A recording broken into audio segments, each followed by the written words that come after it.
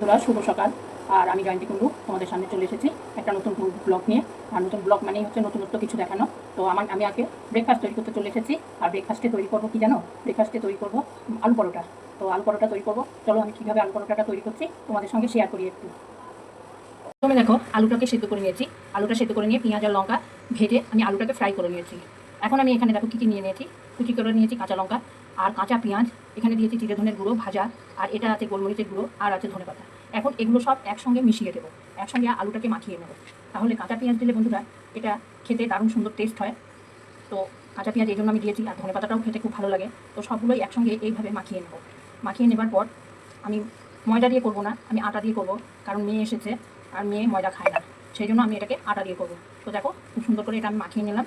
মাখিয়ে নেবার পরে ফিরে আসছি, 10 মিনিট এটাকে রেস্টে রেখে দেবো। কাঁচা পেঁয়াজ দিয়েছি, কাঁচা পেঁয়াজগুলো যাতে একটু মজে যায় বা একটু ম্যারিনেট হয়ে যায়, সেজন্য আমি 10 মিনিট পর ফিরে আসছি। এটাকে আমি ঢাকা দিয়ে রাখছি 10 মিনিটের জন্য। আসলাম 10 মিনিট পর, 10 মিনিট পর ফিরে আসলাম। পেঁয়াজটা অনেকটা নরম হয়ে গেছে। আর এখানে দেখো আটা মেখে নিয়েছি ময়ম দিয়ে।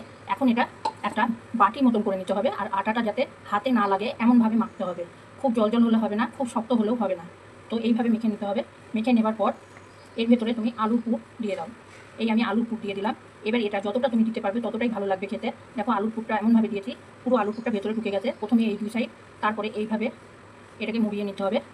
মুড়িয়ে নেবার পরে মুখটা সুন্দর করে মেরে দিয়ে আবার হাত দিয়ে গোল করে দাও।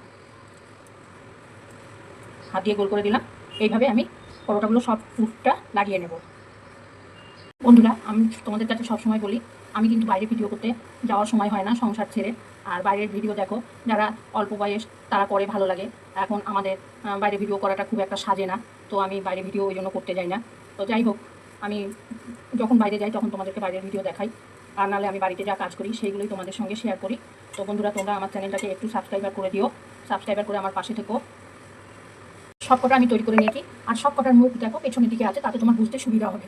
এটা হচ্ছে আমি এই দিকটায় মুখটা মেরেছি। তো এই দিকটায় মুখটা মেরেছি বলে আমি মুখটা যেদিকে মেরেছি সেদিকটা আমি পেছন করে রেখেছি। কারণ তুমি যখন বেলতে যাবে তখন কিন্তু তুমি সোজা দিকে বেলতে পারবে। উল্টো দিকে বেললে, যেদিকে মুখ মেরেছো ওইদিকে বেললে খুলে যাবে বা বেরিয়ে যাওয়ার ভয় থাকবে। সেই জন্য মুখটাকে সবসময় এইভাবে উল্টো করে রাখবে। তাহলে নেওয়ার সময়, তুমি চাকরিতে নেওয়ার সময় এইভাবেই দিতে পারবে। এখন চলো আলতো করে বেলে নেবো। এখানে দেখো একটা গামছা পেতে নিয়েছি। গামছা এই জন্য পেতে নিয়েছি, গামছা ছেলেটা এই জায়গাটা তাহলে নোংরা হবে না। এখন আমি দেখো একটা একটা করে আলতো করে বেলে নিতে হবে। আগে প্রথমে অল্প করে আটা গুঁড়ো দিয়ে এভাবে সাইড করে নাও। সাইড করে নেবার পর সামান্য একটু আটা গুঁড়ো দিয়ে বেলে নেব।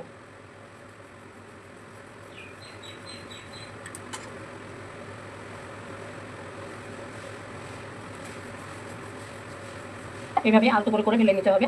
বেলে শুকনো খোলায় ভাজতে হবে। তাহলে আমি এখন এগুলো সব এইভাবে আলতো করে করে বেলে নেব। এই যে দেখো শুকনো খোলায় প্রথমে ভেজে নেব। দেখো সবগুলো আমি ভেজে নিয়েছি শুকনো অবস্থায়। এখন একটা কড়াই বসিয়ে দেবো। ফ্রাই প্যান হলেও হয়, কড়াই হলেও হয়। যত মোটা হবে তত ভালো হয়, জিনিসটা ফ্রাই হয়। তো ডবল ফ্রাই করবো আমি। ডবল ফ্রাই এই জন্য করবো, কাঁচা পেঁয়াজ দেওয়া আছে যাতে পেঁয়াজটা সেদ্ধ হয়ে যায়, এই জন্য আমি ডবল ফ্রাই করছি। তো এখন একটা কড়াই বসিয়ে এগুলো ফ্রাই করে নেব।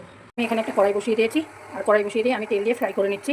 আমার মেয়ে বেশি তেল খায় না, অল্প তেলে ভাজতে হবে আমাকে। তাই জন্য আমি প্রথমে আগে এটাকে ফ্রাই করে নিয়ে তারপরে আবার দ্বিতীয়বার ফ্রাই করছি অল্প তেল দিয়ে দিয়ে।